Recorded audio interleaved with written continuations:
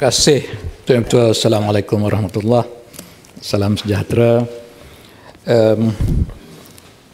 Ini adalah anggaran pelajaran mengurus tambahan pertama bagi tahun 2024. Mudah-mudahan tak ada lagi tambahan-tambahan yang kedua atau yang ketiga. Tapi kalau perlu, maka seperti hari ini kita menyokong apa juga keperluan bagi membantu pentadbiran jentera kerajaan dan juga manfaat pada rakyat. Skim penstabilan harga minyak masak adalah kerana kita masih lagi memberikan subsidi pada harga minyak masak ini kepada rakyat. Dan harga subsidi ini ataupun subsidi yang diberi oleh kerajaan ini dinikmati oleh seluruh warga Malaysia dan juga warga asing. Jadi saya rasa tiba masanya untuk kita melaksanakan apa yang kita kata bahawa subsidi ini adalah untuk rakyat kita. Dan untuk itu saya mencadangkan Yang Berhormat Menteri supaya ya seperti yang telah disebut oleh kerajaan sendiri, kita memberikan bantuan tunai harga subsidi itu direct kepada penerima yang layak. Warga asing tak payah, T20 tak payah lah kot, ya. Dan terus kepada poket rakyat.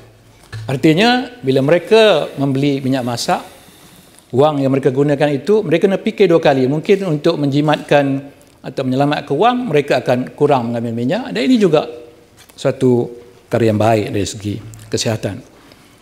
Kalau tidak, setiap tahun kita akan menambah, dan kali ini alasannya ialah harga refined oil ini meningkat, ya. Tapi kita boleh terus melaksanakan subsidi direct kepada rakyat ini secepat mungkin. Mohon mencelah. Boleh? Saya amat setuju apa yang dicadangkan oleh rakan saya Muhammad Senator Datuk Wira Hatta berkenaan dengan subsidi minyak, yang mana kita hari ini tengok banyak keterisan yang juga dikuasai oleh bukan lagi rakyat Malaysia yang sepatutnya menerima subsidi. Saya setuju apa yang dicadangkan, di mana kita memberi imbuhan balik kepada rakyat yang layak menerima subsidi ini sebagai tunai direct kepada akaun mereka, yang mana kerajaan juga telah ada senarai semua B40, di mana di kalangan-kalangan yang tak layak menerima subsidi, maka tak dapatlah, mereka belilah harga biasa. Ini satu cadangan yang baik. Begitu juga terhadap gula dan barang-barang yang kita sediakan subsidi. Terima kasih, Yang Berhormat. Ya, ahli-ahli senator tak payahlah terima subsidi harga minyak ni, ya. Jimatkan guna minyak, ya, Tan Sri. Betul, saya juga ingin menyentuh mengenai peruntukan tambahan untuk Kementerian Pendidikan. Yang khusus disebutkan di sini ialah untuk menampung bayaran kontrak kawalan keselamatan dan kebersihan di sekolah, ya. Banyak tu, 1.76 bilion, ya. Ada pandangan bahawa kontrak pembersihan ini diberikan buat masa inilah kepada mengikut zon-zon lah, ya. Diberi pada kontraktor yang besar, dan kontraktor ini pula akan subkan kontraknya kepada kontraktor kecil. Jadi sudah tentulah di sana ada pemeringkatan keuntungan, ya, kepada berbagai pihak. Sama ada sistemnya masih berjalan atau tidak, saya minta penjelasan daripada kementerian. Kalau boleh, ya, walaupun kerjanya mungkin sedikit rumit, bukan rumit, tapi banyak kerja nak buat. Kalau diberikan kepada kontraktor kecil ini mengikut sekolah, ya, supaya mereka dapat melaksanakan tugas itu, ya, dengan tidak memerlukan suatu main con yang mendapat untung atau laba daripada pemberian tersebut. Ini ya, kebersihan dan keselamatan ini boleh dilakukan oleh orang tempatan, orang kampung, ya, oleh apa nama tu, PIBG bersama-sama dengan masyarakat kampung, apa nama, Jawatankuasa Kemajuan Kampung JKK, ataupun rela jaga keselamatan rukun tetangga, ini akan memberikan faedah kepada lokal dan tidak kepada syarikat-syarikat besar. Remeh, bukan remeh, dia terlalu apa termnya, susah sedikit, tetapi ianya baik dan boleh membantu ekonomi penduduk tempatan. Kalau tidak, sentiasa kita akan mendapat tuntutan ni. Kalau sistem yang ada itu berjaya dengan menggunakan Mencon, saya tak nampak kita perlu membayar tambahan sampai 1.7 bilion tersebut. Jadi sudi apalah kiranya dipertimbangkan cadangan ini dan memberikan tanggungjawab itu kepada penduduk tempatan, badan-badan persatuan yang saya yakin akan dapat melaksanakan kerjanya dengan juga profesional. Kita juga berbelanja tambahan Tuan Ketua untuk mengadakan PRK, pilihan raya kecil. Dalam ini ada 4 pilihan raya kecil yang terpaksa tanggung. 4 tak banyak jumlahnya, tetapi masih boleh diselamatkan kalau tidak ada pilihan raya kecil. Kalau tak ada pilihan raya kecil ni maksudnya tak ada yang meninggal lah. Ini bukan kerja kita. Tetapi kalau kita memikirkan sedikit perubahan sistem, kita pernah dulu dalam sesi yang dulu ada 16 kali pilihan raya kecil, sudah tentu kosnya tinggi. Itu kos yang kita catatkan yang dibelanja oleh kerajaan. Bagaimana tentang parti-parti politik, bagaimana tentang calon-calon berkempen, wang yang digunakan untuk kempen raya kecil ni masif dengan izin Tuan Ketua. Jadi kalau kita boleh ubah sistem, kerana pilihan raya kita ni untuk 5 tahun. Jadi kalau 5 tahun dia meninggal the first 1 year ataupun tahun kedua, ganti pula pendek umur, meninggal pula lagi pilihan raya untuk kawasan yang sama. Apakah tidak boleh diubah sistem supaya mandat 5 tahun itu yang diberikan kepada parti yang menang itu dilanjutkan oleh parti mewakilkan wakil dia. Ini kena ubah sistem.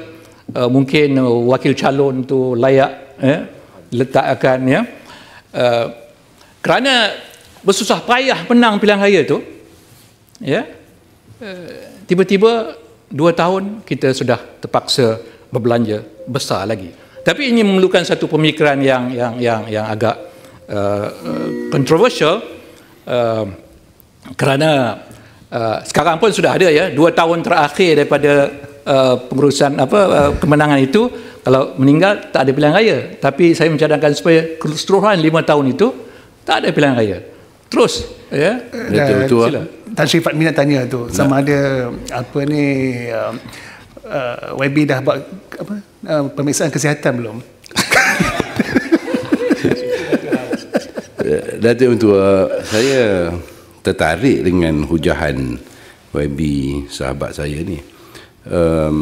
Ini adalah satu new paradigm shift. Untuk nak buat itu, saya rasa kena pindah perlembagaan tu. Alang-alang kita pindah perlembagaan, adakah YB bersetuju ubah the whole system of the elections, iaitu kita pilih parti, bukan pilih calon. Maka tidak ada lagi pilihan yang kecil. Setiap kawasan hanya pilih parti. Amanah ke, UMNO ke, Barisan ke, apa ke, pilih. Kalau parti itu menang, parti tak mati. Half term. So, alang-alang nak pindah-pindah perlembagaan, pindahlah terus. Parti yang bertanding. Saya setuju tu, pasal parti yang pilih wakil rakyat yang meninggal tu. Betul. Sebenarnya semua calon itu perlu memberikan satu salinan tanda tangan presiden parti untuk mengakui dia sebagai calon. Jadi parti itu, melainkan calon bebas seorang-seorang nak masuk, itu open for all lah. Jadi cadangan yang waras yang diberikan oleh Tan Sri Fadmi itu boleh dipertimbangkan. Sebelum ni Tan Sri Fadmi tak waras Walaupun ianya mencelah sikit. boleh kita tertawakan sekarang, tapi wajar kalau kita fikirkan. Ya. Saya tak berniat asalnya nak mencelah. Tapi saya terfikir yang dipertua, kalau jumlah yang ada dalam parlimen sekarang tu separuhnya mati, siapa yang akan nak wakil di situ sehingga sebelum pindah perlembagaan? Apakah cukup tunggu 5 tahun yang akan datang sehingga jumlah separuh yang meninggal tu, yang ada tu mati? Ini tidak pelik. Jadi saya baguslah paradigm shift tu. Tetapi kalau kita bicara macam tu, artinya 5 tahun sekali dan kita buat satu shift baru dalam negara kita ni. Yalah, contoh tu contoh yang ekstrim lah ya. Mana tahu kan satu penerbangan ya, 300 orang, separuh 150 ahli parlimen dalam tu. Menasabah lah contoh ya, ekstrim. Sebab itu ada peraturan menteri supaya ahli-ahli parlimen yang ramai-ramai tak boleh naik satu flight ya. Itu peraturan baru pada tu. Itu. Ya, nampak kesah tu dengan cadangan tadi. Since we are into this, ya, kita fikirkan yang secara menyeluruh lah. Bila meninggal, siapa yang nak menggantinya? Maksudnya, parti itulah yang menggantikannya. Ya, caranya itu dimaktubkanlah di dalam peraturan dan juga perlembagaan. Kita biasa pindah perlembagaan ni dapat 2/3 jalan. Ya, jadi saya tidak menuntut ianya dibuat tahun depan, tetapi fikirkan ini dalam satu sekuens yang menasabah dalam kita membincangkan kos mengadakan pilihan raya kecil. Bukan banyak, tetapi cukup untuk ia menimbulkan perbahasan dalam Dewan. Jadi artinya signifikan lah jumlah tersebut. Jadi betul-betul panjang lagi. Dah habis dah. Habis dah. Pasal saya tadi sebenarkan pasal ada memang soalan peruntukan tambahan untuk SPR tu ada. Tapi dah lari sikit daripada pembelajaran. Okey. Jadi itulah pandangan saya supaya kita dapat menjimatkan kos, dan apa juga perbelanjaan tambahan yang diberikan, yang digunakan adalah pergi balik kepada rakyat. Jadi tidaklah kita terasa ini sebagai suatu pengurusan ataupun pentadbiran yang tidak wajar. Kan, saya mohon menyokong. Terima kasih Dr. Hatta. Satu isu yang tadi kalau saya benarkan lagi, pencelahan memang habis masa kita